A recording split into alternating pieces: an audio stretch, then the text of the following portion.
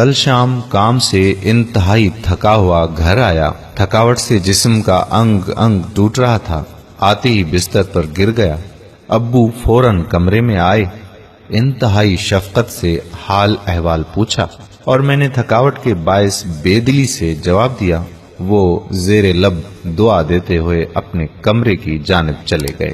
تھوڑی دیر بعد بیگم میرے کمرے میں آئی تو میں نے کہا کہ بچے کہاں ہیں؟ میں بہت تھکا ہوا ہوں، اپنے جگر کے ٹکڑوں کو دیکھوں گا تو تھکاوٹ اتر جائے گی۔ بیگم فوراً صحن میں کھیلتے میرے ننھے منھے بچوں کو لے آئی جو آتے ہی مجھ سے لپٹ گئے۔ میں بھی ان کو دیکھ کر ساری تھکاوٹ بھول گیا اور ان پر شفقت پدری نچھاور کرنے لگا، لیکن چند لمحوں بعد ہی والد محترم کا جھریوں بھرا چہرہ آنکھوں کے سامنے گھوم گیا کہ وہ بھی شفقت پدری سے مجبور اپنے بیٹے کو دیکھنے آئے تھے، اپنی اولاد کو دیکھنے، اپنی شفقت پدری نچھاور کرنے، لیکن میری بے رخی کے باعث وہ بیٹھ نہ سکے۔ اتنا سوچتے ہی میری آنکھوں کے سامنے اندھیرا چھانے لگا، دم سینے میں گھٹتا محسوس ہونے لگا۔ بچوں کو چھوڑا اور دوڑتا ہوا والد محترم کے کمرے میں جا پہنچا۔ ابو جان اپنی چارپائی پر لیٹے نہ جانے کن سوچوں میں گم چھت کو دیکھے جا رہے تھے۔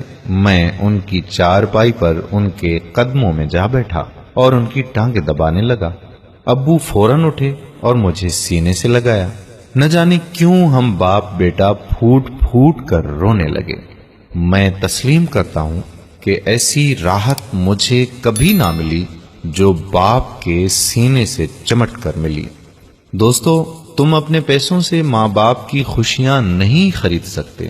پیسہ تو انہوں نے بھی ساری زندگی کمایا اور ہنستے ہنستے سب تم پر لوٹا دیا، یہ جانتے ہوئے بھی کہ کل کو وہ بوڑھے ہوں گے، اپنے بڑھاپے کے لیے کچھ نہ بچایا، اگر کچھ بچایا تو وہ بھی تمہارے لیے۔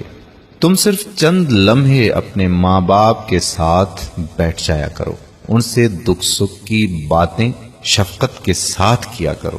یقین کرو دنیا و آخرت میں فلاح پاؤ گے۔ اپنے والدین کا احترام کریں، وہ آپ سے کچھ نہیں مانگتے سوائے اس کے کہ آپ جب بھی گھر کو لوٹیں تو ان کے ساتھ بیٹھ کر چند باتیں کریں۔ آپ کے ماں باپ زندہ ہیں تو انہیں اللہ پاک خوش رکھے، اور وہ اس دنیا سے اگر رخصت ہو گئے ہیں تو اللہ پاک ان کی مغفرت فرمائے۔ آمین ثم آمین۔ تاکہ ہم ایسی مزید معلوماتی اور دلچسپ ویڈیوز آپ تک پہنچاتے رہیں۔ صدقہ جاریہ کی نیت سے اس ویڈیو کو شیئر کرنا مت بھولیے گا۔ جزاک اللہ خیرہ۔ السلام علیکم ورحمۃ اللہ وبرکاتہ۔